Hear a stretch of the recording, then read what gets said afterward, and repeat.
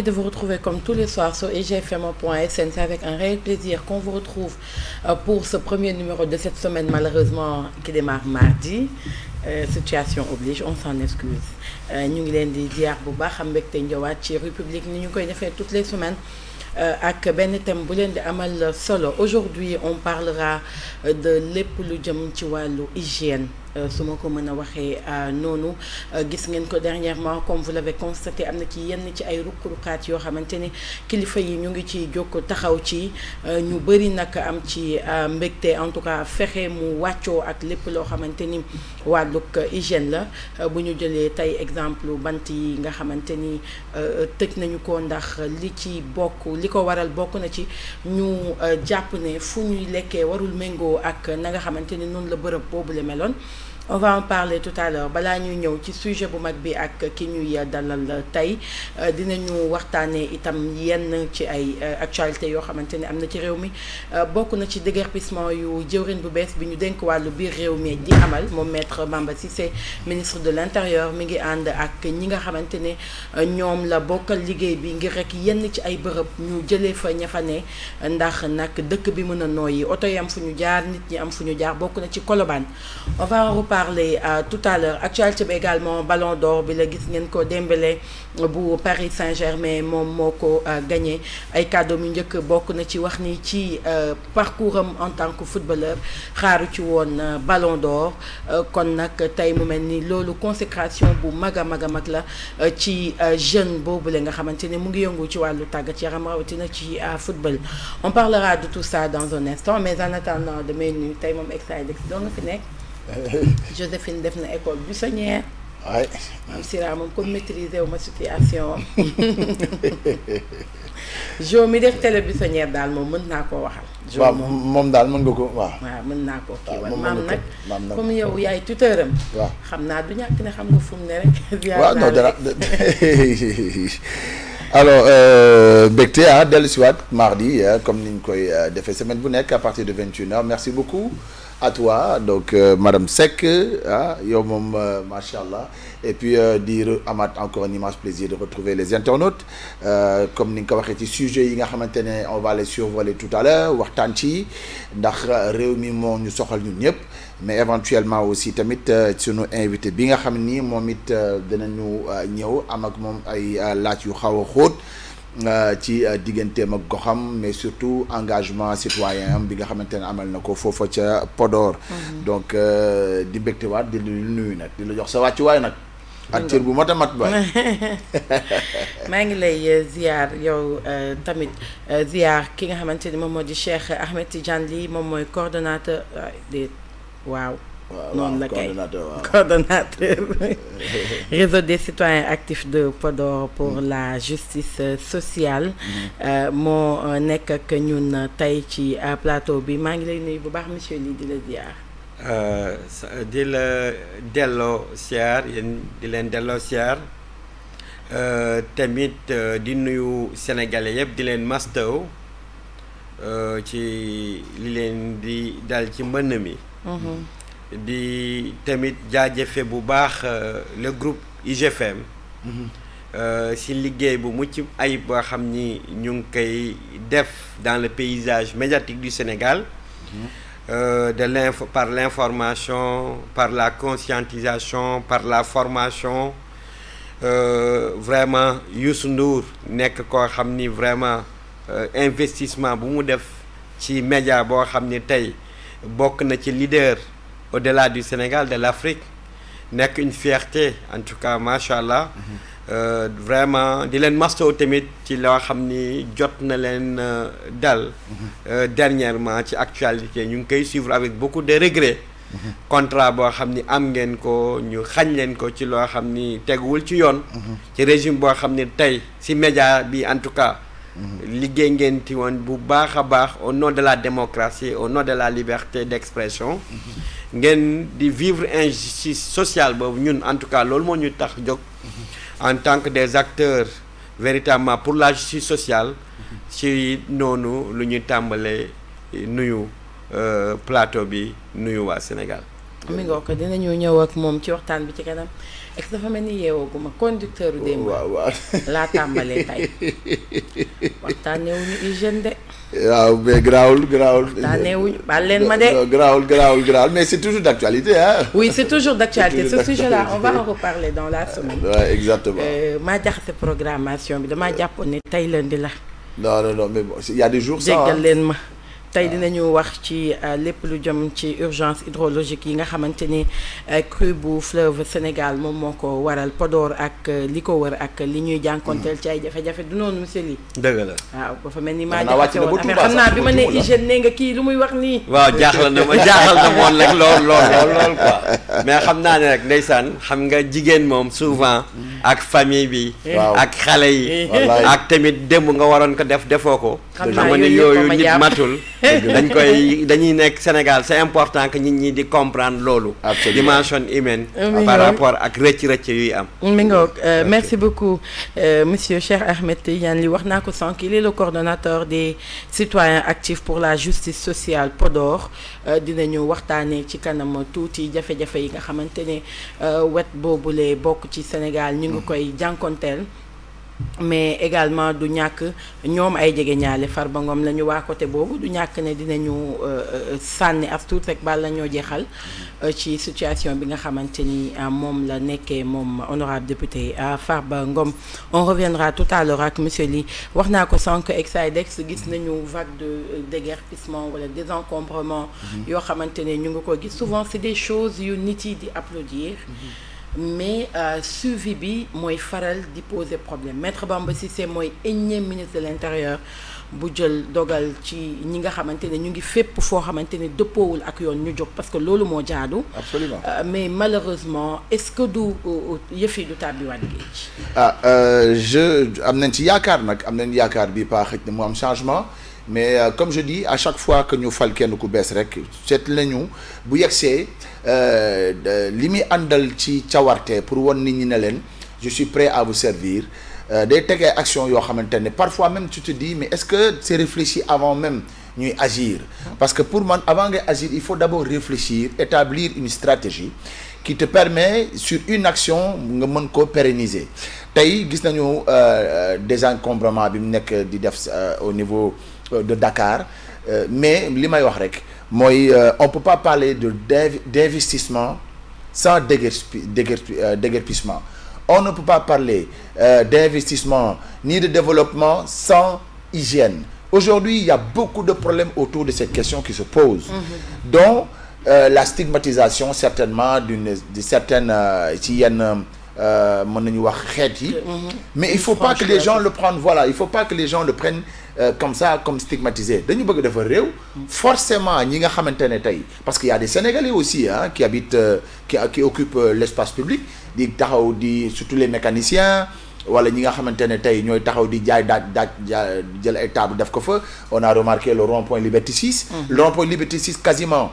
tu n'as plus aucune vue sur beneen voie bi nga xamante ne moom moo ñëw une fois que ñu arrivé grave pont yi ñu def nii moom laa pour que nit yi mën fa jaar absolument pour bañ a jéggi tali bi les gens dañ fa lal di jaay sans problème quoi exactement mais boo waxee ñun leen Sénégal ñoo ko moom mais du noonu yow ki nga fal da nga ne ko dama lay fal pour que nga doxal yoon jubal jubanti soi-disant du loolu leen wax waaye léegi tey kooku bu ñëwee na la tu dois fii amoo droit toog fii te logique xel mënutan may gis nga Thioro dafa am lu xaw a métti Sénégal mooy gis nga peuple buy aspirer développer avant ñuy wax président avant ñuy wax gouvernement est-ce que peuple bi seen bopp yar nañu seen bopp pour que ku mënti ñëw même bu mënul sax ñun danañ ko tegal loo xamante ni il sera obligé bu ci duggee doxal mooy ñu yar suñu bopp xam ne fii waruñu fi toog jaay te waruñu xaar nguur duñu ko wax wala ñu teg fi benn alkaati mu taxaw ñu xam te ni fii duñ ko jaay charité bien ordonnée commence par soi-même avant ngay wax keneen da ngay war a njëkk a xool sa bopp li nga war a def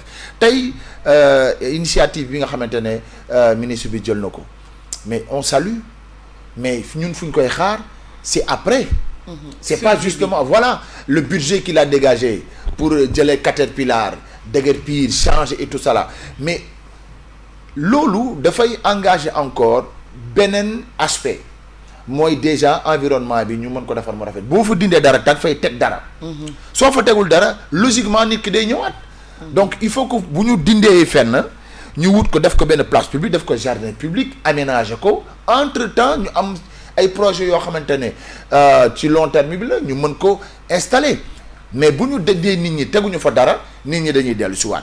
Ça a été le cas pour beaucoup d'endroits yoo xamante ne on va pas les nommer mais ñëpp teg nañ ci seen bët yoo xamante ni ils ont été déguerpis mais teguñu fa dara te bu ñu ñëwee ñooñu fa ñëwaat ñooñu dellu si waat te kenn ñëw daaj table teg man je ne parle même pas des étrangers mais moi je parle du Sénégalais d'abord day ñëw daaj table teg keneen ñëw teg et finalement tu te retrouves encore avec. ruq yëpp nekk ay marché yëpp nekk ay marché Sénégal ñëpp bëgg a jaay donc pour man c'est une belle initiative mais pour que qu'on puisse voir cette beauté il va falloir que mu am benn suivi ci ginnaaw ku ñu dégg fu ñu endroit bu ñu yëkkati ñu teg fa dara buñ fa mënugul tegagum dara ñu tegu ko fa service d'ordre bi ñu taxaw di surveiller ba kenn du fa dellu si waat parce que amaana chaque 500 mètres léegi Dakar gis nañ fa dañ fiy teg ay gendarmes donc on a aujourd'hui peut-être pour man ci li nga xamante ne mën nañ ko déployer ci ay moyens humains ñu teg fa ay takk der yoo xamante ne dañu mën a taxaw. mais ñun aussi ñoo war a yar suñu bopp comme tu as dit tantôt c'est-à-dire on peut pas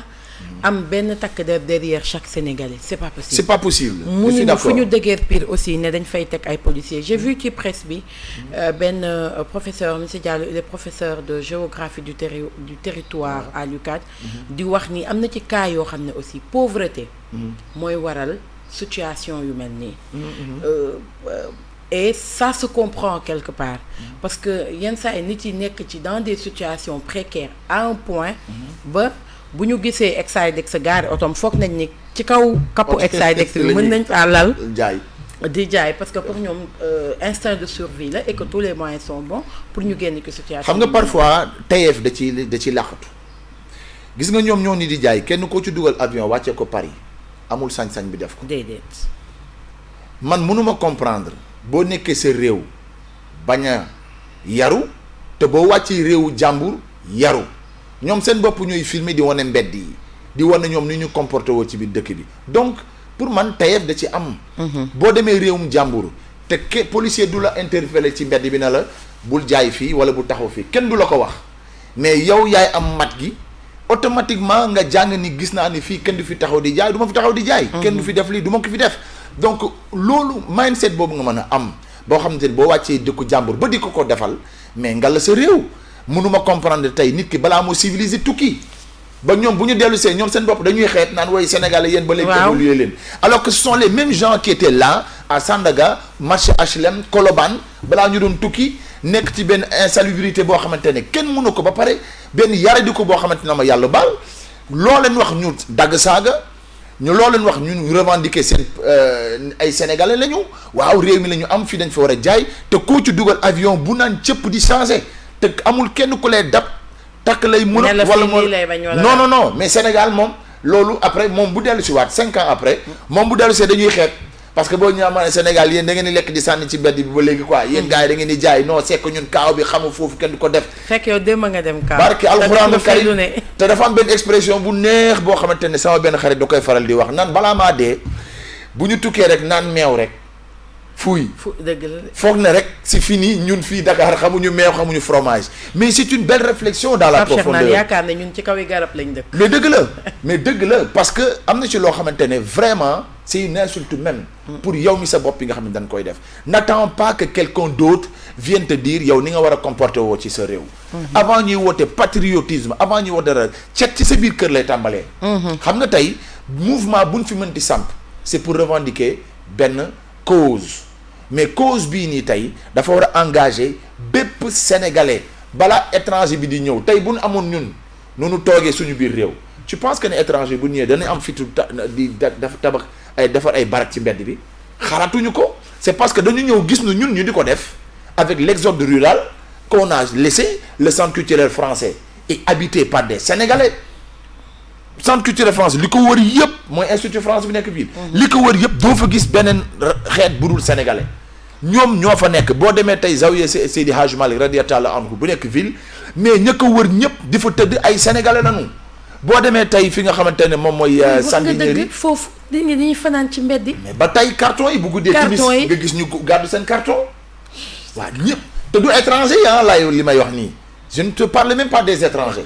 mais oui boo demee Sandiniéry tey ba keroog ngay dem conk bu guddi jotee mais doo xàmmee mbedd moomu noonu ñoom it dañuy jël seen ay kii te ce sont des sénégalais da ngay toog ñuy làkkante wolof di léttante di kaf di ree mais gis nga Coro. man nag bëgg a dëkk Dakar jaraluma loolu ñibbi kaw ga daf ma koy gën a. waaw ba pare ñoom it booy xool sous les ponts yi ñuy wax autopont yi ñuy wax tey mais ñi fay fanaan ñëpp c'est des sénégalais étrangers yi ñun xam nañ fi ñu dëkk ñu bëri ñu ngi sancoon ci avenue Béthio Thioune bi station Star bi nekk ci ginnaaw foofu la ñu defoon seen bu gënoon mag fa la ñu sancoon Dakar bu weesoo loolu Colobane bu ñu dëkkee piir Cité imbécile tamit bëri woon nañu fa ñoom ci ay poche ay niche li ñuy xool dañuy xool ay poche yu vide ñu dem dëkk fa mais amuñu sañ-sañu fanaan ci mbedd boo ko seetloo doo leen gis ñu fanaan ci mbedd ay ruq-ruqaan la ñuy dem aménager ko dëkk fa donc ñun sénégalais yi ñoo leen woon d'abord boo leen ñëwee Sénégal ni ngeen war a comporter woo ne leen ñun dañuy fanaan ci mbedd bi ñun dañuy saw ci mbedd bi ñun dañuy def li ci mbedd bi mais bu kenn ñëwee doo leen respecté waaw mais pour une capitale quand même.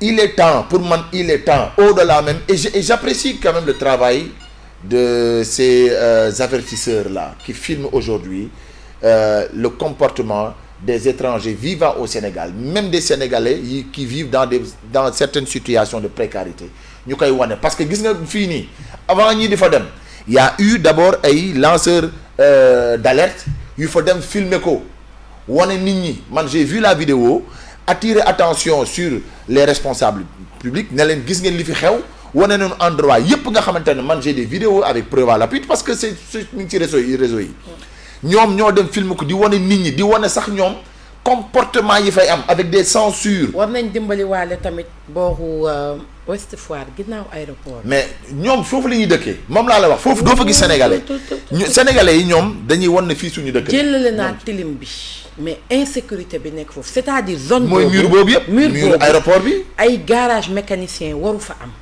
c'est la triste réalité. absolument warul am foofu. ay garage mécanicien bu ñu liggéeyee ba wàcc source d'insécurité lay doon. moo tax Ouest Foire duñ tàqalikoo ak sàcc. duñ tàqalikoo ak agression. ñi fay ñëw di fa jël ay kër di fa dëkk. absolument mënul nekk ñi fa am seen ay terrain il faut que état jël ay mesures. absolument ou ils ont les moyens ñu récupérer seen ay terrain. tabax ko defuñu ko état tegaat loxo ci terrain yi def ci beneen usage. absolument lii mooy dëgg mais on peut pas dire ay terrain jàmbur la ay nit jóge fële occupé ko ay mécaniciens yi ñëw occupé on n'a rien contre les mécaniciens. absolument nañu leen wutal place yu ñu dem ñu xam ne fii mooy seen ay bërëb. mais duñu c'est-à-dire kër yi dëkk foofu.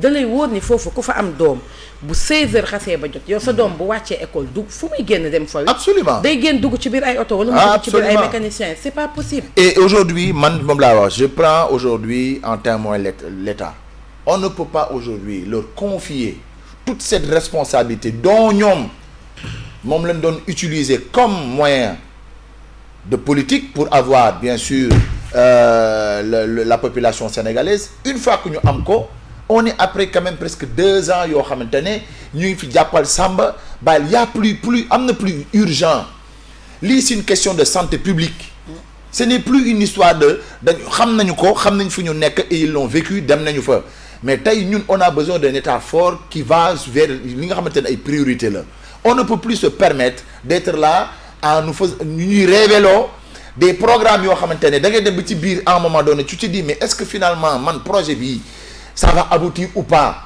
le projet pour ñun sax wallahi lazim fu ñu toll nii projet bi mën nañ ko ajandi mais nañu dem sur l'essentiel sur l'environnement sur le Sénégalais li mu war a lekk sur aujourd'hui Touba bi nga xamante ne mën na maa nga fa tege des gens qui ont abandonné leur maison des gens qui ont abandonné leur commerce des gens qui aujourd'hui vivent dans la précarité pas parce que liggéeyuñu mais parce que la mère nature moo s'est exprimé malheureusement benn assistance hier j'ai regardé une vidéo boo xamante ni bi ñuy séddali dimbali soi-disant ndimbali mais village boobu noonu bokk na ci village bi nga xamante ne moo gën a loru ci mbënn mi y a eu aucune aide.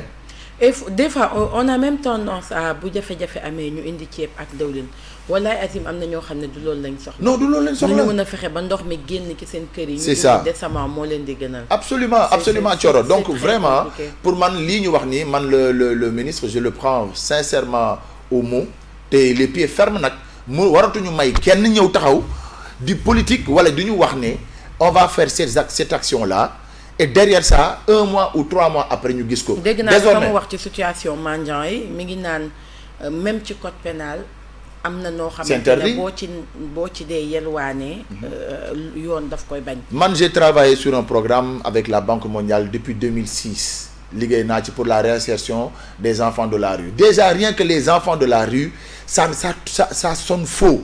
enfants de la rue. rue bi amul enfant. rue mbedd amul xale. donc bu ñu demee ba mbedd bi fees dell ak xale mënuñu wax tey muy Sonko muy Diomaye muy ku mu mënti doon aucun Sénégalais ne se lève génn sa buntu kër def 100 mètres gisuloo xale buy taxawaalu ci mbedd bi donc c'est une priorité et cette jeunesse là aujourd'hui c'est l'avenir c'est cette jeunesse là qui grandit dans 15 ans et qui sont aspirés à apprendre à avoir des responsabilités dans ce pays te tey aujourd'hui la formation qu'on veut imposer à cette jeunesse si la majorité est dans la rue et qu'il y a aucune sanction boo xamante ne teg nañ ko pécuniaire teg nañ ko ci famille parce que tey un enfant qui est dans la rue mais pour nga sanctionner xale bi mais bàyyam ngay jël nekk ana yóbbu ko ba ci papam génn nga teg ko sanction ba beneen yoonu tee doomam dana xam fu mu nekk ñu xam ne mbedd bi kenn du ci màgg kenn du ci xale du ci taxawaalu beneen bi ci des moom mooy la petite parenthèse qu'il a ouverte par rapport à nekk ñu xale yi ci mbedd mi mais loolu moom c'est une répétition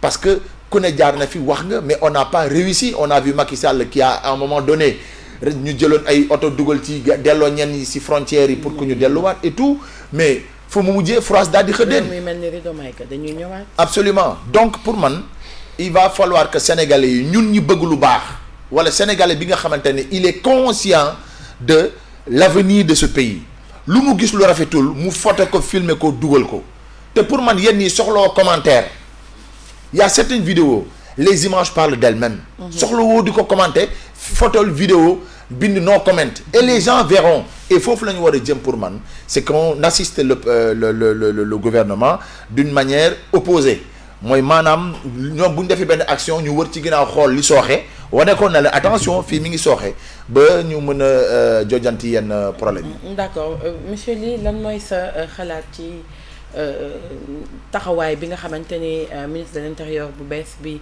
mi ngi koy am ci lépp lu jëm ci wàllu déguerpissement ak yu ni mel. voilà donc loolu quand même dañ koy rafetlu bu baax a baax mais bu mu nekk rek un déguerpissement de plus véritablement depuis des années c'est le même scénario li ñuy gis véritablement ñu ñëw ak yooyu mais je pense que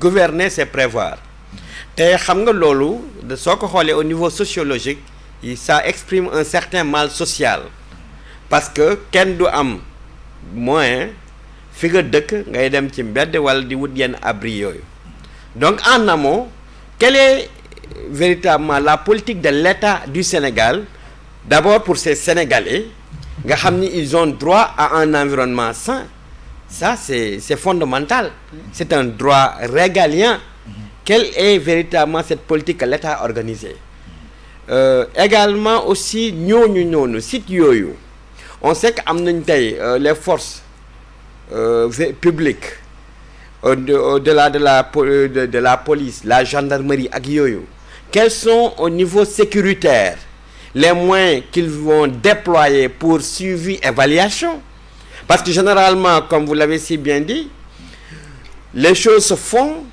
les médias captent les images genre benn public reportage autour véritablement de cela on est là pour véritablement créer un déclic créer un changement et après un mois en tout cas on ne voudrait pas que ça soit encore un déguerpissement de plus et pour cela on espère que ñoom ñi nga xam ni yàlla ñoom la jox que par rapport ak erreur yu amoon fii suivi évaluation il faut mu am mais également ñooñu nga xam ni c'est des Sénégalais qui ont droit parce que seen droit le plus war nañ leen xoolal des mesures urgentes yoo xam ni des sites de relogement pour leur donner dignité même suñu amee sax ay construction de fortune circonstanciée yoo xam ne dañ leen fay def mais aussi qu'il y ait un accompagnement par rapport à ces populations et accompagnement bi tamit loolu yëpp mën na am parce que dans les lignes budgétaires de l'État du Sénégal il y a des lignes yoo xam ni c'est accordé à cela et peut-être sax loolu moo taxoon su ñuy gis image yu mel nii ay sénégalais ku nekk xam nga ni sa dignité sa honneur sa sécurité doo am sa sañ-sañ am moyen di tëdd ci ay mbedd c'est parce que tout simplement da nga dem ba nekk ci situation boo xam ni c'est le désarroi. Là nos autorités encore une fois sont interpellées mais pourquoi pas keesu aram bu ñu doon wax ni du yoon ci dans un pays ku mel ni Sénégal bu am genre problème yooyu di accorder ay 9 milliards à la primature ay 11 milliards à la présidence est-ce que justement ces fonds duñ def benn plan d'urgence xool tous les Sénégalais yoo xam ni sont victimes de cette situation defal leen benn plan de relogement fu ñu leen mën a sànni mais accompagner leen parce que ñooñu su ñu amee une activité économique te tey yàlla may na Sénégal man fu ma jógee Podor dans le Fouta yàlla may na ñu am fa suffisamment de terre plat d'eau des coudes man par exemple là-bas c'est arrosé par 4 cours d'eau mais ñooñu un Sénégalais boo xam ni dafa doon nekk fii ci Dakar amul fu mu tëdd nga yóbbu ko ci benn surface boo xam ni mën na fa bay nga accompagner ko ci aménagement bi accompagner ko véritablement ci intrants yi ci engrais yi mu xam ni fii dam fii même si nekkee début sax mën nañ leen accompagner véritablement ci benn salaire mais kooku soo ko defee 1 mois 2 mois mu ngi commencer am nekk ci environnement bu sain mu ngi commencer am ay revenus yoo xam ni mu ngi koy liggéey am dignité am honneur am mais kooku est-ce que dina ñëwaat fii non c'est parce que véritablement dans les politiques publiques loo xam ni man dama ko xeex depuis Wade xeex ko Macky mais tamit dum ko baal ñii dama koy xeex ñun dans le Sénégal des profondeurs foofu tant que defuñu fa ay investissement yu war ñooñu nit ki su demee ba amatoo loo lekk amatoo loo naan mais tu te déplaces. Mais où sont vos élus à un moment donné aussi? Voilà, nos élus également aussi, c'est une autre problématique, nos élus. Parce que la réalité, c'est quoi? Généralement, nos élus, qu'est-ce qui les intéresse? Juste peut-être le temps des élections. Parce que dañuy ñëw def tous les moyens, ils exploitent la misère du peuple, amener beaucoup d'argent, acheter les consciences, ñu am vote, après qu'est-ce qu'ils font? Dañuy ñëwaat Dakar. Or, c'est une question pertinente pour nos élus. Parce que on sait que les fonds de concours, les budgets de la mairie, des collectivités locales, fonctionnement là. Mais un maire, justement, on sait que dans les organisations internationales, il y a des budgets alloués à ça. Absolument. Mais est-ce qu'un maire warna tok di teud pour son business wala son salaire bo xam mu ngi koy am? Est-ce ñu ngi dem djégani? Est-ce que dans leur plan de développement, ñu ngi jéma dem dans les forums internationaux, défendre un business plan, dem ko défendre au niveau des investisseurs? Parce que ku yor xalissam su xamé ni fi su fi défé dem ci génn. Mais justement les maires. Absolument. Wax deug yalla quand je le dis à chaque fois, je salue Serigne Diop, la mairie, c'est Myriam. Kok lan la def? Kok justement dafa dem def un bon business plan, dem défendre ba tay transformer véritablement sa localité. Je pense que les populations de Sandiara dañ ñëw di teud ci mbedd yi. Dédé. Absolument. Mais c'est justement cela. Man je pense que encore une fois la démission elle est fondamentalement très élargie. Et les maires n'ont pas suffisamment défini suffisamment cette confiance bi ñu leen jox. Wara wuti ay investissements structurants. En tout cas man fi ma jógee dans les 22 communes du département de Podor wax dëgg yàlla. Gis ma vraiment maire boo xam ne dem na ba indi ay partenaires publics privés yoo xam ne dañ fay def ay investissements. Ba jeunesse bi mun ci. Mais est-ce que par exemple yéen ñi nga xamante ne dëkk seen gox ba nga xamante ni gis nañ ne manquement boobu noonu il y a deux responsabilités. La responsabilité on peut dire qu'elle est partagée. Il y a d'abord le maire et après la population qui peut s'opposer par rapport ak yenn laxisme yi am. Est-ce que am na benn kuréel boo xamante ni yéen a ngi jug di wax maire nu mu war a def bu ko xamul ngeen jëlu ko fi andi seen beneen maire. Voilà, mais très bien en tout cas ñun au niveau véritablement de notre réseau. Man, en tant que coordinateur véritablement du réseau des citoyens actifs de Podor pour la justice sociale, ce qu'on appelle la veille citoyenne. Moi, je suis dans la commune de Podor. Sama maire, il s'appelle Mamadou Racine Sy. C'est vrai que je lui reconnais grâce à son influence. Am na ay institutions yu mu fa indi comme IPRES comme caisse de sécurité sociale, centre médico-social, on dit bravo. Mais aussi il est philanthrope, il fait beaucoup de sa poche, oui. Je lui reconnais cela. Mais est-ce que exactement loolu moo mën a créer déclic? Est-ce que loolu moo mën a créer un changement structurel et conjoncturel même? Je dirais non. Parce que c'est le droit des citoyens, dañuy fay seen taxe, dañuy fay seen impôt. Ñu am institution yooyu. Yow indi nga ay matériel au niveau véritablement de la santé. Maye nga peut-être accompagner nga kenn benn malade ak yooyu c'est bien, on applaudit. Mais man de bi mu la doon fal, est-ce que loolu laa la fale? Non. Man dama fal véritablement sama maire. Parce que un maire d'abord c'est la proximité. Absolument. Tey on est à combien? On est presque à 4 ans d'exercice. Wow. Mais est-ce que c'est normal que tu sois maire et que tu ne reçois pas les populations, les organisations de femmes, les commerçants, les ASC? Racine, si, oui, je suis en train de dire la réalité. Il y a déjà cette distance. Il y a au niveau de la mairie, même ça, ceux qui sont là-bas, qui travaillent là-bas, le personnel. Pourquoi? Parce que yàlla may na la, tu es un homme d'affaires ak yooyu. Mais je pense que soo demee responsabilité pour jël mairie, da nga war a sacrifier yenn kii si sa kii. nga toog sa mairie. population ku la bëgg a gis fekk da lay gis nga leen di recevoir sa bureau. dëgg la pas sa kër. sa bureau parce que on t'a élu pour gérer les affaires courantes. citoyen bu la bëgg a war a gis dañ lay gis. da ngay gis koo xam ni da ngay wax ni moom musul day seen racine rek. mais du ko gis. D'ailleurs, ce qu'on appelle la proximité, je pense que c'est une des premiers facteurs de la gestion. Loolu c'est un problème. Ensuite surtout ci jamono bii nii nga xamante ne fleuve bi mu ngi indi ay jafe-jafe ak yu mel noonu. Voilà déjà di ñu wax lan mooy situation présentement foofu. Mais même ci jamono bi Racine n'est pas aussi présent. Bon, en tout cas pour l'instant man ba démb toujours dama am ay équipe yoo xam ne dañuy dem sur le terrain di ñëw. parce que da nga poser benn question ci contexte bi nga wax. moo tax may indiwaat loolu. ñu xuus si bu baax madame sa question. tey quand je donne l'exemple du stade, est-ce que vous savez qu'à la commune de Podor. ça fait 26 ou 27 mois. plus de 2 ans. am nañu stade. Wow. Mais que les jeunes ne peuvent pas accéder au stade de Podor. Et vous savez pourquoi? Ah bon? Pourquoi? Parce que le maire d'une manière unilatérale, sans passer par le conseil municipal, jël na décision day def benn gazon synthétique. On applaudit. Wow. Mais man lu tax man je suis pas d'accord avec cette façon de faire. On est dans un pays qui s'appelle le Sénégal depuis 1960. On est régi par des textes. Absolument. Et dans les textes de gestion de collectivité locale, même quand tu dois faire un don, sa xaalis bopp, ça doit passer par le conseil municipal. Absolument.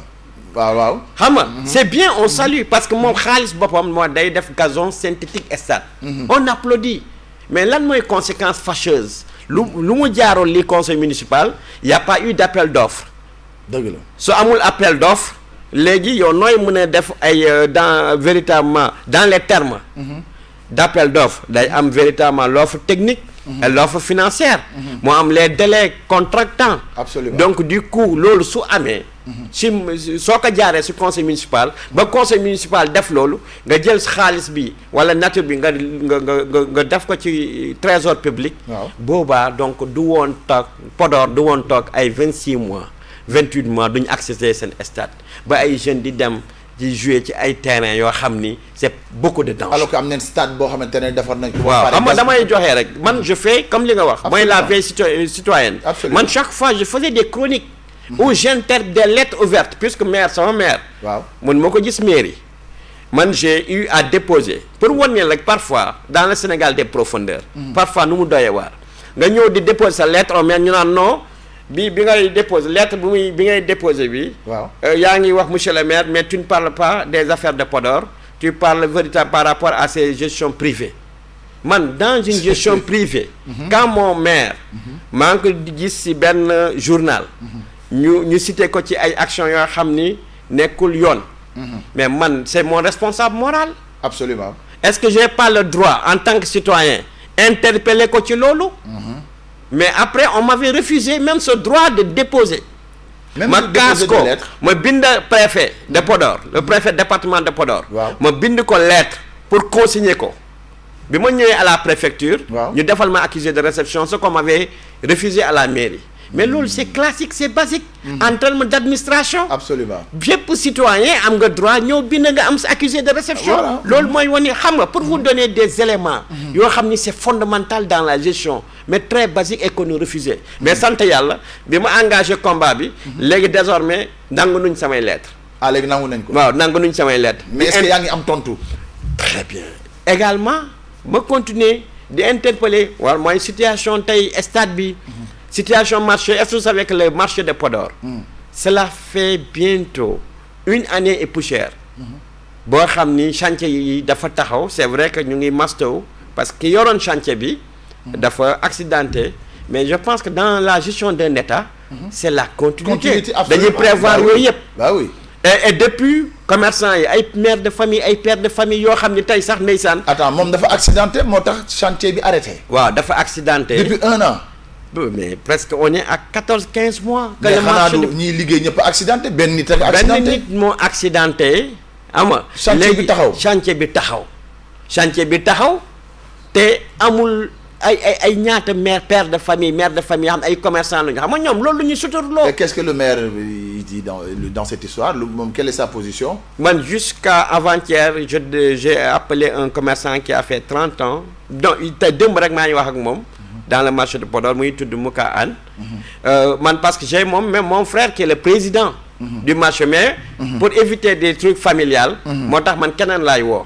mais la situation est statique dafa ma wax ni léegi am na ay commerçants yoo xam ni. dañuy feebar dañuy dem di majjal. c'est pas possible. parce que seen business dafa taxaw. dafa taxaw. ay commerçants yoo xam ni. vraiment seen doom yi léegi mënatuñu leen sax inscrire. jëndal ay fournitures scolaires. donc pour revenir véritablement à la situation de la gare routière de Podor moo gën a doy waar. yow nga ñëw fekk gare routière. donc on a le stade on a le marché. et là on a la gare. mais xam nga gare routière moo tax ma ne ko xanaa Podor rien ne va. ah doy na waar de. ah bien sûr yow kaay ma wax la gare routière lu fa xew. lu fa xew. di problème de dignité et de santé publique. ñun suñu gare routière Podor depuis dans les années Machiavel. dañoo fa amoon ay toilettes. waaw. amoon fa mosquée amoon fa point d'eau. léegi ñu mairie ñëw dans un conseil municipal expéditif. bu gaaw. waaw ñu retrocédé ko ak EDK. EDK benn EDK benn. lu mu fa def ñu jox leen benn partie pour ñu def fa EDK. bon c'est bien parce que man je pense que. pour partenariat public privé dafa baax. mais lan moo fexe dañoo ñëw dindi pour bu ñu doon def seen chantier. dindi fa toilettes yi dindi fi avec le chef de garage Malick Sarr. parce que man damay dem à la source. il était question dans les termes. que dañuy defar d'abord douche yi defar mosquée ba ñu fa fekk ak point d'eau bi. voilà mais cela fait 26 mois laa la wax 26 mois. que Podor waay mënuñu am accès. ci ay amul toilettes yi dañ ko dindi ba léegi parewul amul point d'eau amul mosquée. man dama dëkk ci wetu garage bi moo tax ma am problème bi dañoo obligé sax ubbi fa benn buntu pour may gaay te da ngay gis koo xam dafay yàqam ci oto bi mu ngi dem dëgg la xam nga tey si yow nga war a nga soxla sa bopp bëgg a tuur ndox ak yooyu nga denc ko mais loolu day indi problème insuffisance rénale absolument surtout les diabétiques parfois nga gis benn mag obligé dem ci à côté. absolument c'est un problème de dignité et de d'honneur. absolument mais est-ce que loolu yoon la. du yoon mais est-ce que loolu maire bi warul woon interpeller à EDK. mu ne yéen kii defar leen lii. waaw ñu defar benn toilette foofu. yooyu bind naa ci ay lettres ouvertes. d'interpellation citoyenne ak sama maire. fan la problème bi nekk. dans ce cas-là puisque depuis ce temps yaa ngi yuuxu kenn dégguwu la d'autant plus que ne li ngay wax c'est dans l'intérêt général. voilà j'ai même fait un public reportage. avec le chef de garage de Podor. ak ay chauffeurs. ñu def benn vidéo. yooyu yëpp c'était pour alerter. c'était véritablement pour ñooñu indi toilette xam nga toilette c'est pas cher. et vous êtes sûr que Racine yëg na li yëpp ngeen di wax. non moom yëg na ko parce que man bind naa xam nga officiellement quand tu écris des lettres. et puis man damay def vidéo en même temps. mais c'est des réalités à Podor man dañ may wax man c'est un parent c'est quelqu'un que j'admire quand même mais quand il s'agit de l'intérêt supérieur du peuple nekkul affaire parent nekkul dara absolument affaire bi li may wax loolu c'est une question de santé publique c'est une question de dignité c'est une question d'honneur nit ki soo amul foo mën a def say besoins mais c'est grave mais tu pousses à la personne même à aller le faire absolument nga bëgg a julli doo am foo jàppee mais yooyu donc encore une fois damay interpeller léegi sax damay wax le directeur le responsable le directeur de EDK sama parent la Sow la sant moom it il est pulaar waaw voilà il Demba Ka wallu amen ngara pewnda dusuji amen waaw mais wax ko ci pulaar waaw mu xam wallu amen garage Podor dusuji gadda pewnda wallu amen Demba Ka mbaɗa ɗon mosquée o e to gasa mbaɗa waɗe livré par ce que waɗi hannde ma won joni hannde duuɓi ɗiɗi Podor naaɓe ngarat dañi on probléme donc loolu vraiment je le dis avec le cœur absolument non ça se voit que parce que dafa metti dëgg la du yoon quoi ñuy vivre loolu d'accord léegi su ma jógee foofu ñu xuus ba mais problème mu Podor yi bu ñu ko non xoolal dama may ma foofu parce que loolu tamit dafa gën doy parce que ay affaire u xale la affaire u xale dafa am ay tranchées ay camp benn chantier abandonné la wetu école primaire ku moom chantier boobu bon c'est un chantier xaw ma kan moo ko gagné xaw ma entreprise boo ko gagné mais xam nga commune moo am responsabilité veiller ci loolu waaw ñu bàyyi fa ngandi tranché benn ngandi kamb depuis avant nawet lim lay wax kamb bi école primaire mu ngi fa à côté ay xale yu ndaw préscolaire mu ngi fa village artisanal mu ngi fa lieu de prière mooy le plus grand cimetière de Podor à côté chaque fois dañuy frôler ay catastrophe daanu ci kàmb loo xam ne danger de mort permanent dem ci def ay alerte citoyenne wax ci ba sonn mais loolu au moins boor la nekkee ban zone bi quartier Suyma entre Suyma ak Thiofi nekk si wetu axe principal est-ce que loolu yoon la c'est pas normal est-ce que war nañu xaar année scolaire mu ngi ubbi xale yi am ñu dese dañu commencé ko defar au moins dañ ko suul en attendant chantier bi c'est à l'arrêt et ça j'interpelle également aussi l'État du Sénégal le président de la République Diomaye Diakhar Faye ak Ousmane Sonko la seule commune où le PASTEF a gagné dans le Fouta c'est Podor absolument yaa yoo xam ni ça relève de l'État est-ce que normal na problème basique yooyu yoo xam ni ville de Podor di ko dund moi je pense que véritablement Podor mérité wul loolu non amul benn dëkk bu ko mérité mais surtout la symbolique donc encore une fois pour la reconnaissance déjà voilà maa ngi interpeller les pouvoirs publics maa ngi interpeller monsieur le maire il fait des efforts wax dëgg yàlla il le fait mais dafa am loo xam ni c'est des problèmes vitaux mais dama ci tënk balaa ngay daaneel est-ce que parce que tamit dama bëgg ñu def benn taxaw seetlu foofu en tant que maire pour ñu mën a fixer les responsabilités xam maire yu ñuy fal tamit ci boppu gox-goxaat yi est-ce que moom di ngeen koy gis yenn saa yi mu dugg ci oto wër di xool saytu ba xam ndax chantier yi mi ngi dox wala bu amee yenn catastrophe yi mu dem ca wala ñu gis ko muy xool gox biñ ko dénk ba xam ndax problème yi fu mu toll est-ce que moom yéen peuple mi ngi koy ñu ngi koy gis mu koy def. bon keroog rek maa ngi gis ni ay image ba mu fa ñëwee. ñëw na am na benn PACASEN je pense benn projet bu ñu doon def ay bitumage. ñëw na fa. gis naa ko xam nga. mais je pense que comme on va dañ ci xuus bu baax. comme problème hydrologique bi boo xam ne ñu ngi ñëw. moi je pense que suñ la falee. au-delà du constat parce que constat yomb na léegi. mën nga ñëw sax kenn photo la vidéo la du loolu. ba tey gis mais ñëw taxaw. ñëw toog. ñëw waxtaan ak population yi. ñëw constater. parce que dafa am urgence comme tey marché Podor bi. wax nañ ne ñu ngi def j'ai vu des chiffres. mais man mënuma gëm chiffre. parce que intellectuellement un chiffre doit être justifié motivé. Absolument. Quand tu dis que je prends 200 millions je le fais dans un stade pour le faire un gazon synthétique on dit bravo. Mais est-ce que loolu tey marché boo xam ne ay pères de famille ak ay mères de xam nga stade yi généralement match ba match la. waaw mais loo xam ne marché central chaque jour la. est-ce que loolu gënul woon urgent dama am sama xaalis damay defar. man ma defar marché. loo xam ni wax dëgg yàlla chaque jour ay dañ koy soxla ay pères de famille si foofu lu ñuy suturloo. mais loolu moo gën a urgent priorité bi. man damay wax lu am. loo xam ni man c'est notre conviction loolu lu ñu gëm. c'est pas des trucs personnels c'est pas des trucs politiques. mais li ñuy wax lii c'est du factuel loo xam ni le Podor le vit moi nag le Podor est le cœur et mon cœur de métier je respire et je transpire pour Podor cela fait 10 ans que dans tous les secteurs de la vie sociale en tant que citoyen par rapport ak moyens yu ma yàlla dénk yépp amul fu ma dul laal dama jëf ba pare may nekk di wax loo xam ni doxul loolu yépp c'est des critiques constructives on n'a rien contre personne on n'a rien contre personne mais balaa Thioro di ñëw lan moo la motiver ba nga soobu ci seen mouvement boobu nga xamante ne c'est tout pour la justice sociale qu'est-ce qui t'a motivé lan nga doon def avant ba mujj bi mu yóbbee la nga yóbbu gis loolu lan moo nekk xam nga man j'ai un mouvement boo xam ni bu tudd Arfouta qui mu œuvrer tous ces activités yi mu la wax dans tous les secteurs de la vie mais depuis quelque temps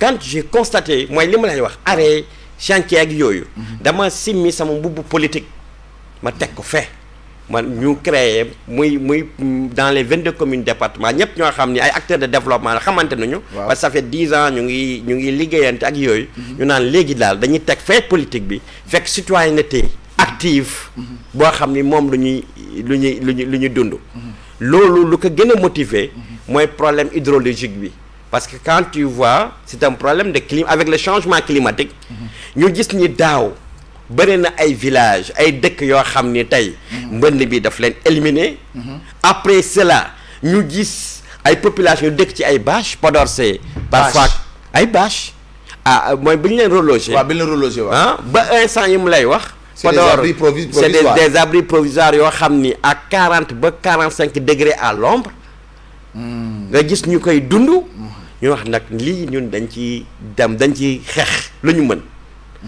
on fait des appuis ponctuels jàppale seen doom yi ci seen njàng ak yooyu mais xam nga yooyu c'est à l'état micro mais ñu naan donc ñun dañuy gën a dem ci médias yi keroog j'ai été à la marche de la société civile la mu fa yóbbu woon véritablement c'est pour revendiquer cette justice sociale par rapport à la population de samay sorties yépp loolu la donc tey wax dëgg yàlla la motivation c'est les problèmes conjoncturels et structurels que vit Podor et on s'est rassemblés en tant que citoyens des fils du Fouta des fils de Podor pour porter véritablement le combat et le combat ce n'est pas que dénoncer on va vers une marche pacifique boo xam naa ni incha allah suñu demee ba madame xuus si lu tax sax ak lu motiver marche pacifique ma gën ci yaatal incha allah d'accord bu ñu ñëwee ci jafe-jafe yi ngeen am ak fleuve bi tund boobu yëpp fi ñu toll ni jàpp nañ ni soxla yi fi énuméré yëpp dina gën a yokku ndax fleuve bi mais également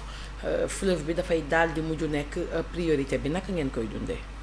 voilà donc duñ koy dundee de wax dëgg yàlla problème nelaw il faut ma jox leen les chiffres ñu nelawtuñu lu ko waral su ma la joxee la situation hydraulique yoo xam ne c'est des données scientifiques de l'OMVS damay wax dama ko inventé wul dama ko forul c'est écrit mais c'est des mesures parce que xam nga y a des stations au niveau de Podor au niveau de Bakel au niveau de Matam ba les derniers chiffres Podor a dépassé l'alerte vigilance orange Podor est à 5,17 mètres alors que le seuil d'alerte c'est 5 mètres c'est 5 mètres donc on l'a dépassé véritablement de 17 donc cela veut dire déjà le risque imminent est là à toute heure à toute minute à toute seconde à toute tierce on peut effacer certaines villes ou villages dans les 22 communes peuvent être rayés de la carte du Sénégal à Matam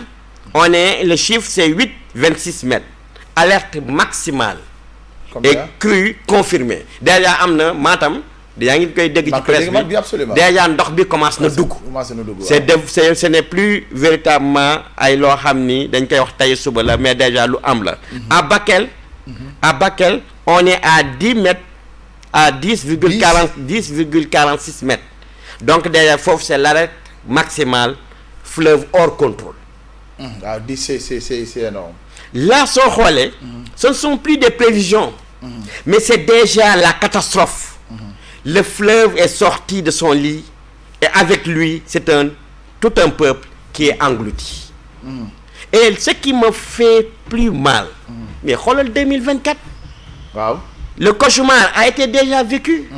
On a eu plus de 56 000 déplacés dans la vallée. Mais que sont-ils devenus les 56 000 yooyu ci fan la ñu nekk. mais ñooñu pour la plupart. mooy li ma wax léegi ñu ngi ci ay bâches. déconnectés amuñu ay infrastructures de base. amuñu eau potable. amuñu école. amuñu district sanitaire amul dara. te su ma demee ci loolu. des villes Déguembéré. Korkadji Tivaouane. waaw ñooñu ils n'existent plus. loolu l'année dernière la c'est important moo ñëwaat ci. mais soo xoolee c'est des milliards parce que ay tool. waaw toolu ceeb. waaw toolu soble mbay mi. yooyu yëpp nga xam da nga ay investissement ay banque ngay dem. nga nekk baykat ñu lebal la nga investir ndox bi nangu ko. donc loolu perte yooyu c'est chiffré à des milliards. OMVS. avec les données satellitaires. waaw alerté na cela fait plus de 10 mois. OMVS alerté na aucune action n'a été prise. xam nañu le changement climatique. c'est un vécu. et l'État a tous les services. l'État moo gën a organiser dara. man keroog le ministre Balla Moussa Fofana ñëwoon na fa j'étais là-bas en tant qu'acteur développement def naa samay intervention en tant que citoyen. waaw pour l'acte 4 de la décentralisation. le pôle Nord que je félicite le ministre je l'ai félicité. pour dire que nous on est républicains. parce qu'on sait que ça c'est un bon programme pour créer un déclic dans nos localités. mais maintenant monsieur le ministre. nous par rapport à ça on n'a pas vu au niveau de l'État central. une action ponctuelle. parce que pour man tey lii am na daaw. waaw prévision ñëw na. mais état lan la war a def. mais dafa war en amont. tey les digues de protection qui sont là-bas. les seuls yoo xam ni man dama leen wóolu à 100%. date des indépendances wala même des coloniales. mooy kee Podor yi. soo xoolee image bi. waaw kii bi su ko gisoon soo xooloon léegi. régie bi. mën na la woo kee Podor bi. 100 ans après il y a des digues de protection. mais il y a pas de renforcement. xoolal loolu. ay digues de protection yoo xam ni peut-être dans les années defar nañ ko depuis les indépendances boo xam ni yow daaw lii def na.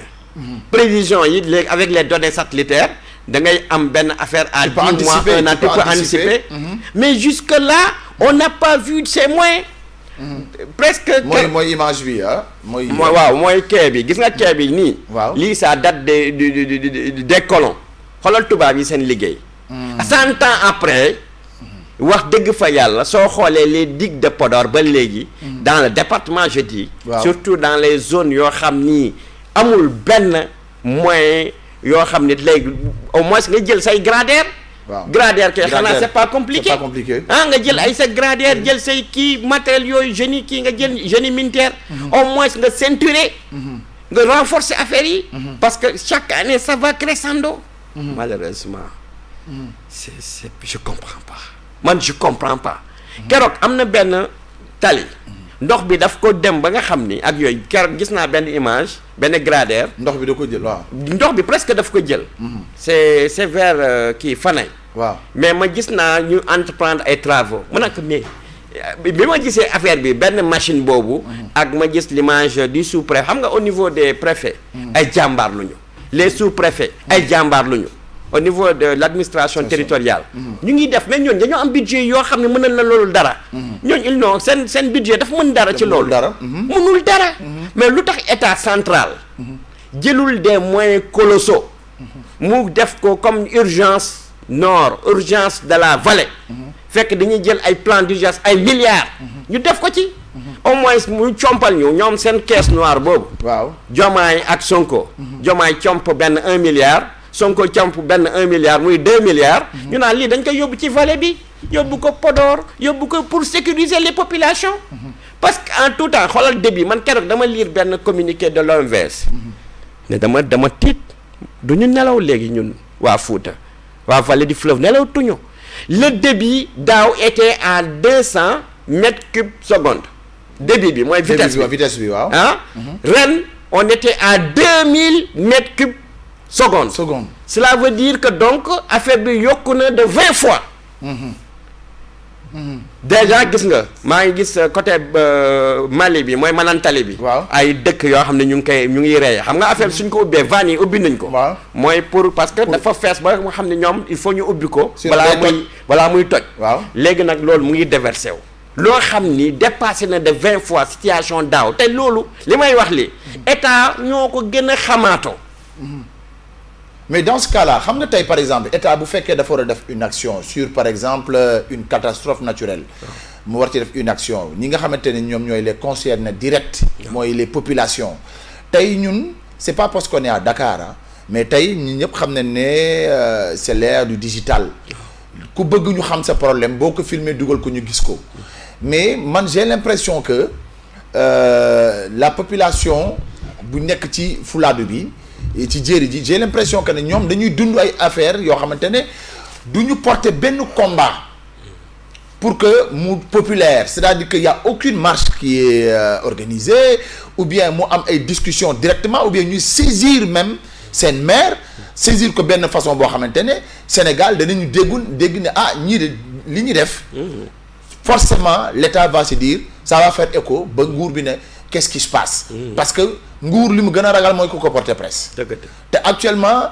gis nañ ne ñoom ils anticipent sur la communication foofu la ñuy anticiper bu daal amee ñu daw gaaw ñëw teew sol seen yére bokk ak yéen naqar bi après delluwaat bu ñu jelloo jeex na mais yéen ñi nga xamante ni yéen a fa dëkk au-delà même de ce que les politiques viennent constater est-ce que mobilisation bi ci war yéen am na pour que ngeen mën a porter le combat ba nga xamante ne déwén lii du amaat loolu moom vraiment je partage parce que au niveau véritablement non au niveau de la jeunesse ces gens profitent du plateau pour en faire un plaidoyer aux fils de Podor aux fils du Fouta aux fils de la vallée tu sais tu as parlé des problèmes même au niveau de la conscience sànq par rapport ak ñoo xam ni ñu ngi ci mbedd bi ak yooyu xam nga y a un problème de formation mais man je me dis même parfois il y a un problème de politique publique est-ce que l'État ne fait pas exprès même parfois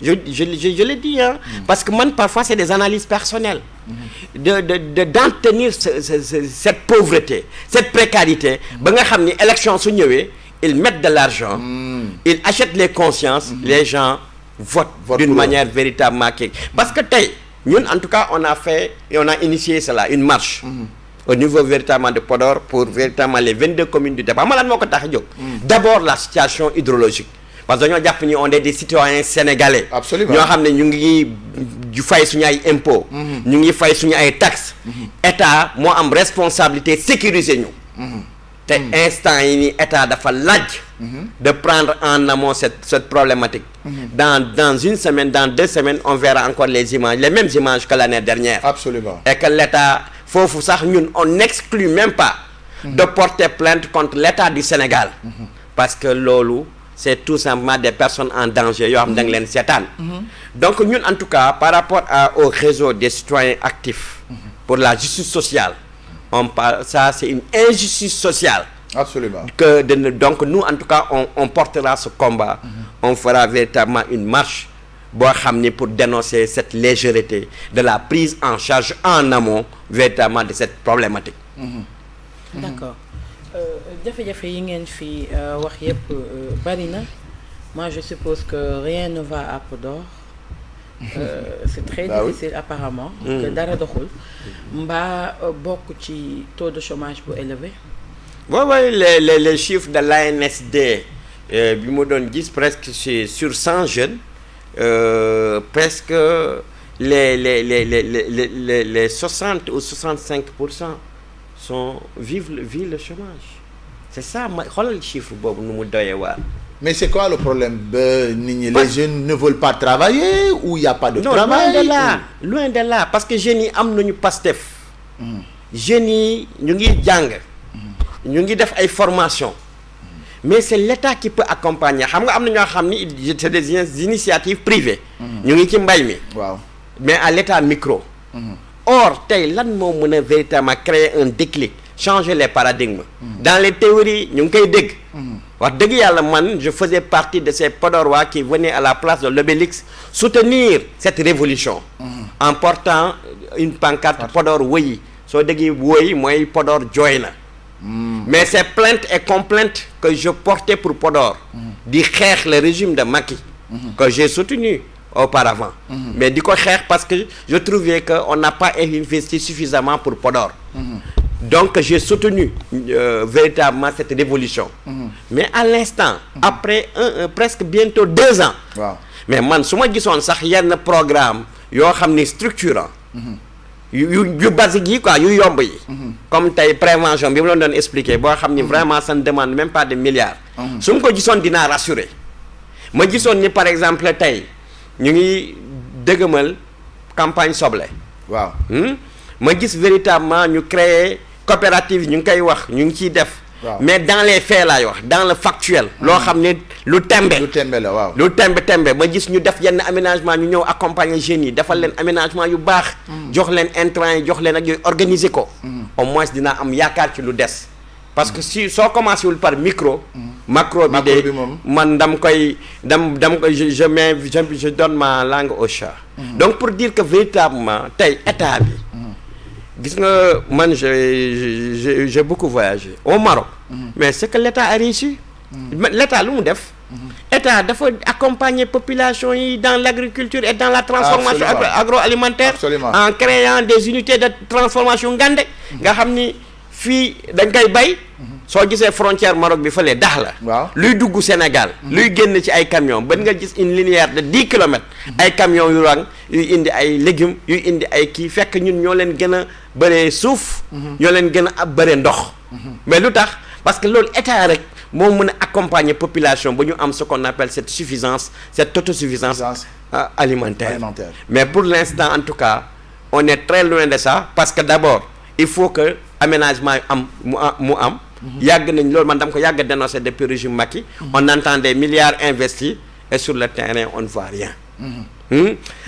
En tout cas je fais encore un plaidoyer. gis nga cette souveraineté alimentaire ceeb. du yoon ñu koy jéegaani.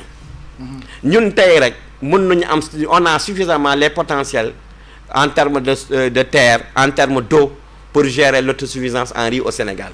mais loolu après loolu su amoon ban jeune mooy chômati Fouta. daa gis ay jeunes yu jógee partout Sénégal ñëw foofu. mais loolu état moo ko mën a financer. y a aucune usine de transformation à Podor amul benn usine de transformation. usine yi ma gis c'est dans des privés ay privés laa gis surtout côté Rosso bi. waaw fële côté Podor bi c'est presque xoolal rek un département presque de 152 000 hectares. waaw c'est énorme. boo xam ni amul usine de transformation.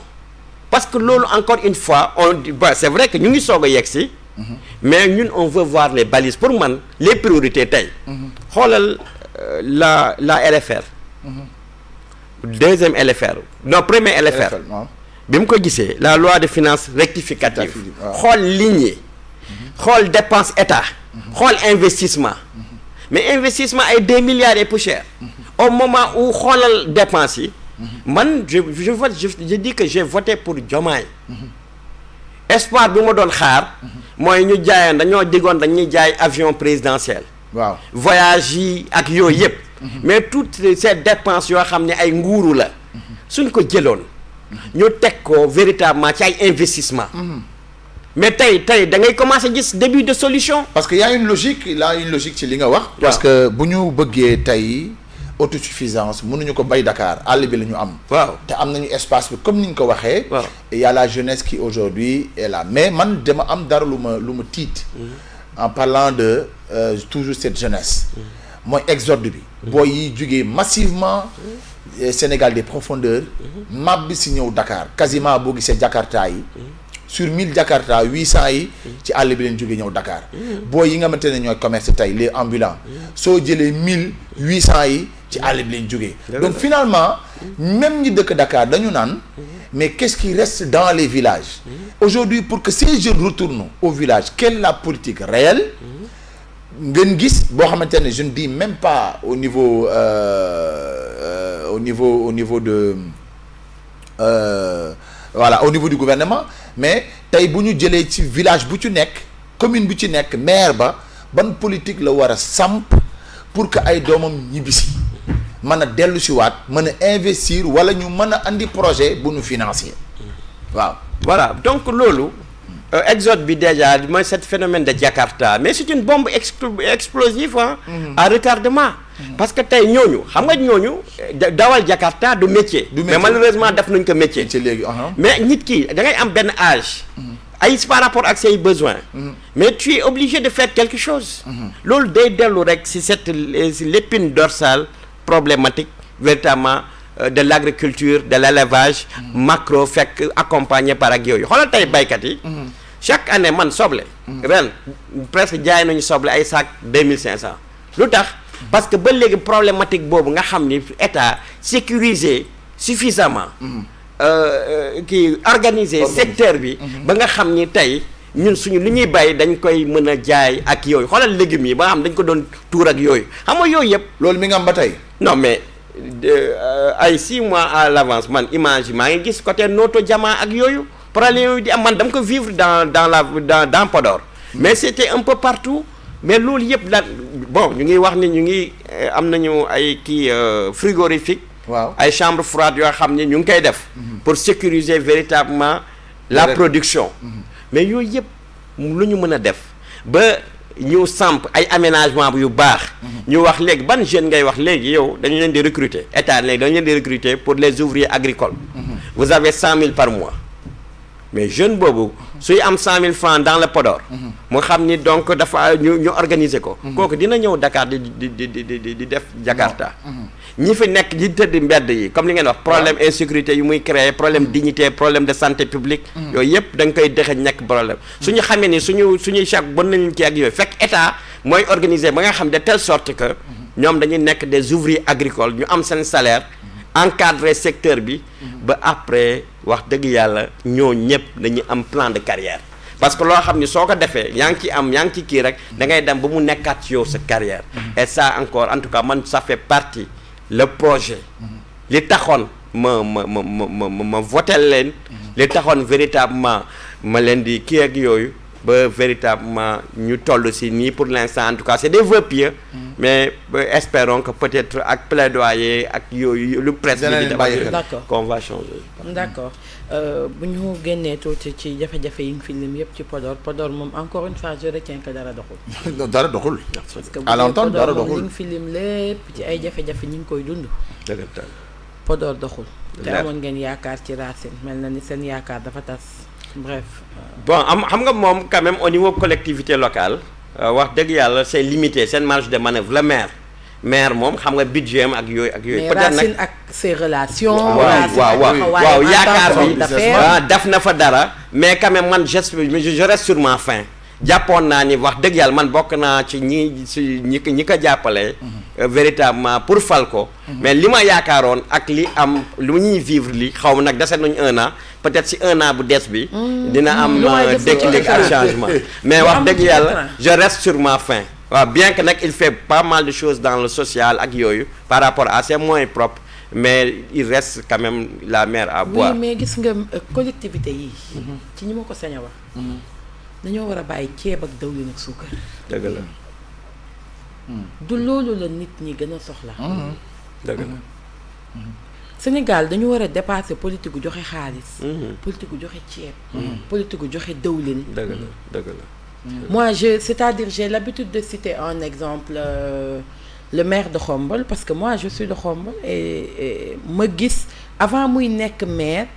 taxawaay bi mu amoon à un moment population bi wala coow li ëppee woon na xëj na ci ñeneen ñoo xamante ni ñu ngi bëggoon maire bi comme moom je disais tout le temps à sama yenn frères yi sama yenn cousins yi que bu ñu demee ba ci cappaandaw gi Maguette mooy nekk maire parce que en tout cas ci ku bëgg développement nga gis ni muy doxee parce que il préfère investir ci école yi wàcceel parents yi jënd fourniture école buy ubbi nombre d'élèves yi ñu am yëpp da leen di jox seen fourniture ba ñu mat ba joxe sac à dos les parents n'achètent absolument rien professeurs yi ñu jox leen seen ay fourniture ba jox leen ay cartable du ñu jënd dara paa yi nga xamante ni seen bët neexatul ba mënatuñ dem jumaa bu jàkka fajar fexe na ba ku ne mu wutal la kaan boo xamante ne dina la mën a gunge ba nga yegg sans pour autant ñu wommat la ay xale yu waroon a bàyyi école ndax am problème mu bët muy organiser ay journée ñuy ñëw di leen xool di leen jox ay garab ñii ñu wutal leen ay lunettes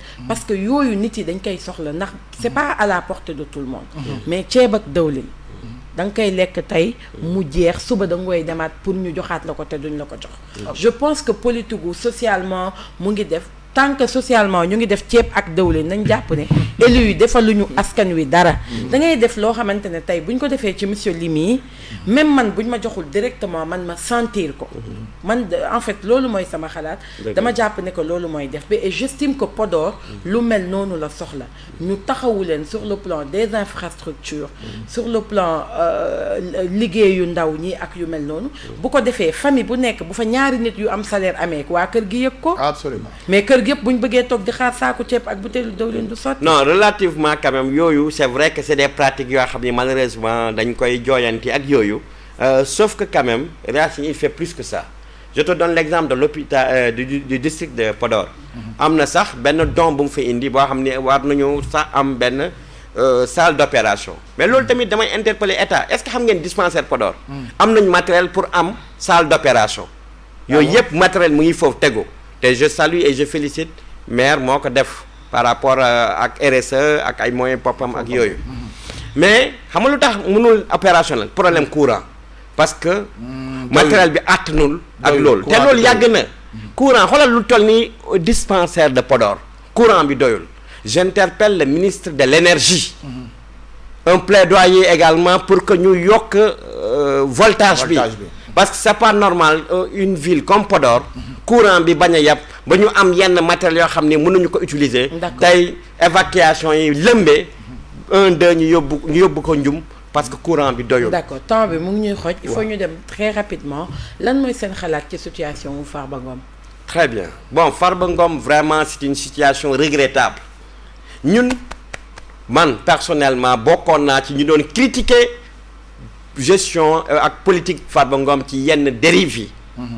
mais tey bokk na ñu koy défendre pourquoi ñu koy défendre au nom de la justice sociale au nom de la loi au nom de la constitution au nom des ratifications que le Sénégal a eu à signer au niveau international mais Farba Ngom est certifié malade loolu bu mu doyee le juge a demandé à une contre-expertise ay c'est des professeurs yoo xam ni commandité par l'ordre des médecins ñoo ñëw def contre expertise bi ne kii de nekkam prison sax ak problème apnée yu muy am ci guddi mën na fi far bakkan mais kooku loi bi lu mu wax sa santé su fa yeggee dañuy accorder liberté provisoire conditionnelle defal la benn bracelet électronique ñu bàyyi la nga dem faju dans les hôpitaux yu ci ñu naan yóbbu nañ ko pavillon spécial mais est-ce que xam ngeen lan moo pavillon spécial dafa xew léegi dafa changé pavillon spécial boobu dafa àndaloon ak Dantec xam nañ ne Dantec léegi amatu fa Dantec est en chantier par conséquent donc foofu mënul am benn soin bu approprié te encore suñu xoolee le premier ministre Ousmane Sonko ak campagne bu mu demee Agnam dafa woon tey mooy sa dernière campagne waaw man dama wax ni que la justice s'exécute mais que cela s'exécute dans le droit dans le respect des procédures ba léegi su ma déggee ñenn ñi waa Pastef surtout que je comprends pas parce que yow tey dafa mel ni Farba a été condamné mais tant que tu n'es pas condamné définitivement tu es présumé innocent tey Farba tey c'est un père de famille c'est un maire c'est un député waxuñu sax politique mais c'est un Sénégalais qui doit jouir véritablement de ses droits civils. Justement, humainement parlant, moi je dis muy Farba muy keneen. effectivement xaalisu Sénégal. ñun ñëpp am intérêt ci mu leer. dëgg la ku ci laale 1 franc. dëgg la dang ñu koy delloo. loolu mooy dëgg. parce qu'on n'est pas dans on peut pas être dans un pays où. amuñu ndox bu doy amuñu courant bu doy lekkuñu naanuñu mënuñu faju suñu xaalis ñu war ko luubal je dis pas que Farba dafa luubal. mais j'ai dit ak ku mu mën a doon. mais humainement parlant. nit ki nga xamante ne téye nañ ko ci kaso. ñu ne ñu dafa feebar. ay ñoo xamante ne seen xam-xam màcc na jëm ci wàllu wér-gu-yaram. nañu kii wér-gu-yaramam méngoowul ak kaso. dëgg la nit ak moroomam rek. dëgg la nit laa wax doomi aadama. waroon na mën a tax ñu bàyyi ko mu faju ji. man loolu mooy sama xalaat. effectivement non man madame je partage entièrement li nga wax mooy au nom véritablement de la loi mais aussi man xam nga wax dëgg yàlla peut-être sénégalais yu bëri comme man ak ñu bëri parce que da nga doon dégg yenn wax yi rek peut-être mu yóbbaale la man personnellement wax naa j'ai mené des combats contre l'APR contre des personnalités de l'APR mais avec le recul bi may toog di def ay recherche ma ne mais Farba n'a jamais géré des responsabilités des fonds publics ak xaw liggéey procédure yëpp trésor public lan moo gën a leer procédure trésor public mais da ngay gis ni véritablement su yàggee nga gis ni lu Sonko waxoon nga gis affaire nu muy demee surtout koo xam ne dafa feebar sutante ba keroog mais mooy ñu évacuer ko principal annoncé nañ fi sax décès ce qui n'était pas vraiment alors am encore ñeneen di annoncé ay décès donc da ngay gis ni lii nekkatul dara lu dul acharnement lii du dara lu dul politique parce que il a gagné sa région il l'a encore confirmé et kon kii il faut ñu éliminer ko politiquement je pense que c'est pas pour ça que j'ai voté pour Diomaye et Sonko man j'ai voté pour une justice sociale je n'ai jamais été APR je n'ai jamais été même dans un parti politique mais man toujours damay xool intérêt du peuple intérêt des populations coalition ñëw ma gis ni fii lii moo gën ma ànd ak ñoom man mosuma nekk ak ñoom mais ñoom laa votel est-ce que comprendre nga donc man mosuma woon xaar ci lii Sénégal xamu ko dëkku Senghor dëkku Abdou Diouf dëkku Macky Sall quand même qu'on puisse le reprocher opposants yi fii li ñu doon nekk di opposé wu même Ousmane Sonko bu mu kii ak yooyu dañ ko def résidence surveillée man Ousmane Sonko je n'ai jamais été d'accord avec l'insurrection et pourtant qu'est-ce que l'histoire nous a montré au Sénégal ils ont eu le pays par le vote et qui man de plus en plus je vois comme Hitler le régime Hitler lu ñu doon def ñoo bâillonné la presse man sànq wax naa ko tey xam nga ni presse tey suñu amee lu ñu am en grande partie c'est la presse presse yëpp nag mais tey les entreprises de la presse sont bâillonnées xoolal day keroog rek un groupe Futur Média bu ak lu muy liggéey pour Sénégal boo xam ne c'est une référence africaine et mondiale am gagné un contrat en due et bonne forme ci loo xam ni état la ay militants Pastef wax non ñi waruñu gagné rek finalement ñu dem annuler ko loolu mooy lan loolu est-ce que ça ce n'est plus le Sénégal de Senghor de Diouf ñun on a un état de droit ce qui fait la richesse du Sénégal c'est la liberté mais aussi c'est l'état de droit chacun ñu jox la sa sañ-sañ mais avec ce régime de Pastef en tout cas je fais un appel nañu xoolaat lu ñu jaayoon du lii lu ñu jaayoon moo tax soo xoolee ay vidéo Ousmane Sonko vaar yi presque da ngay gis lu mu doon wax ñu ngi jëfe le contraire Badara Gadiaga bu mu doon wax fii ci TFM jàkkaarloo mais soo xoolee le député là kooku lu mu wax li moo gën a doy waar Badara Gadiaga n'a fait que répéter kooku lu mu wax est-ce que loolu au nom de la liberté d'expression loo xam da nga répéter sax waxu nit ñu tëj la ci Abdou Nguer mais ani liberté de la presse c'est pas ça qu'on nous a vendu lu ñu jaayoon ñëpp c'est devenu du pipeau je suis désolé tey man pour man ñëpp ñu waroon def lii man de wax dëgg yàlla parfois damay wax ni est-ce que man nekkuma di gént quoi parce que su ma gisee gestion bi opération boo xam ni presse mu ngi koy am ma gis ni ñoo xam ni c'est des milliardaires parce que ba léegi comme même procédure yi ay mois mënoo génnee ay preuves tangibles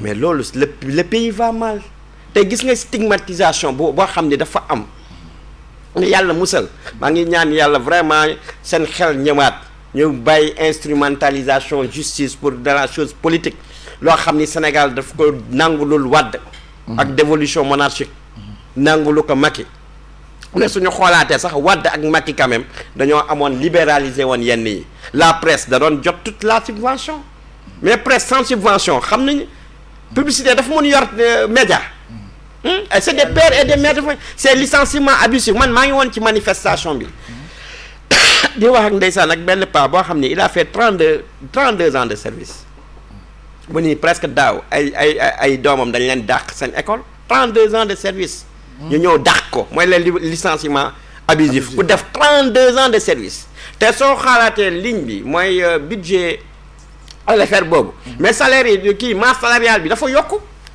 kon cela veut dire que dañoo dàq ay nit remplacer ko seen ay nit loolu mooy Sénégal loolu Sénégal loolu dafa nekk cosaanu Sénégal loolu dafa nekk loo xam ne dañ ñu koo jaayoon mais loolu c'est terrible c'est une haute trahison par rapport à cette jeunesse qui a cru.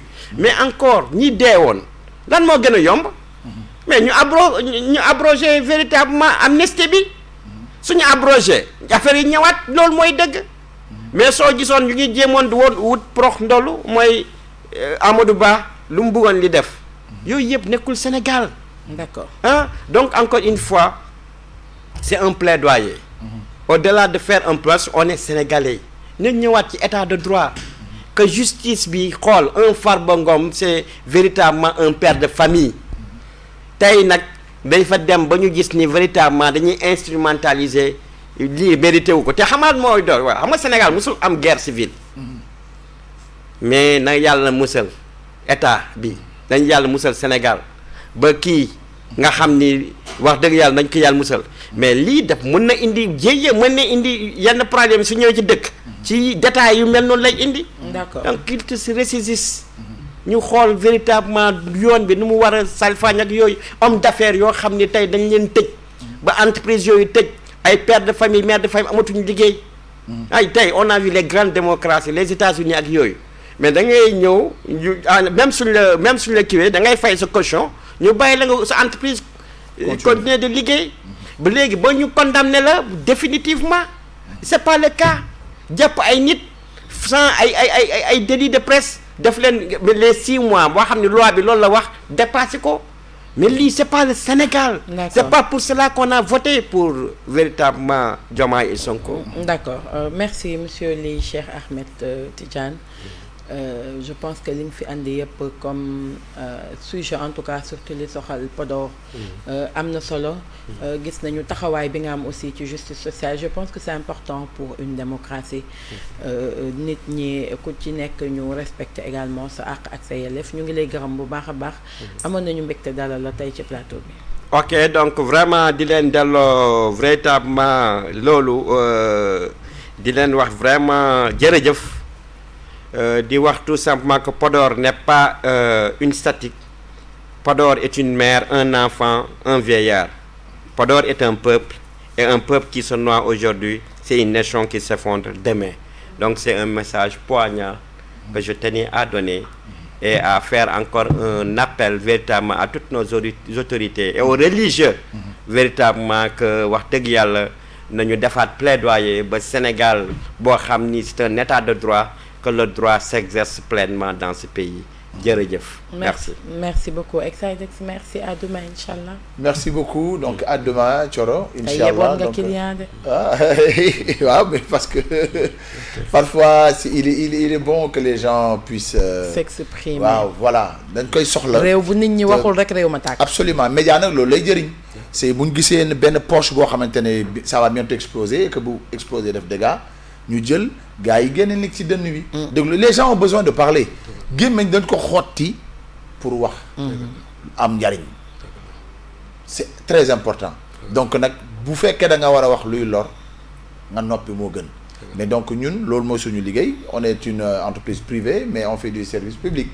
donc vraiment merci beaucoup di la remercier tamit di leen masawu surtout ci mbënn bi nga xamante ne ñoo nga ca ñi nekk ci gox at yenn gox-goxaat yi yëpp. vraiment aussi Thioro di la remercier tamit sinon du jox daje incha allah gars yi demain à partir de 21h. demain incha allah on pense à toutes ces personnes yi nga xamante ne ndox mi mu ngi leen sonal ñii mu nangu seen ay kër particulièrement on pense aux populations de Touba. Exidex mi ngi koy wax sànq. Touba askan wi sonn nañu à un point. les gens vivent très difficilement li nga xamante ne moom moo ci inondation yi. am na ci yoo xamante ni li ñu foog ne moo koy lijjanti du loolu. tey dëkk bu ndaw amatul démographiquement dëkk yooyu yëpp dañu màgg à un point il faut Sénégal ñu repenser suñu assainissement xoolaat ko buñ ku war a jóg lu ñu war a yàq ñu yàq ko lu ñu war a defaraat ñu defar ko ku ñu war a fay ñu fay la mais au moins que ñu dépasser le stade des inondations parce que lu métti la mënuñu chaque année ñu dund la même situation pour defaat les mêmes choses pour suba ñu dundaat ko quand même mënul continuer mënuñu dëkk ci état bi génnee na 1 milliard Sëñ Mountakha joxe na 300 millions Touba ca kanam andi na lii mënuñu dëkk ci collecte mënuñu dëkk ci dajale mënuñu dëkk ci yëkkati indi ceeb indi dëwlin indi moto pompe de grâce on a besoin de solutions muy Touba muy feneen il faut des solutions durables dans le long terme que inondation nekk suñu ginnaaw en tout cas bu dul lu exceptionnel loo xamante ne day jóge ci suñu borom au moins ñu mën a canaliser yenn point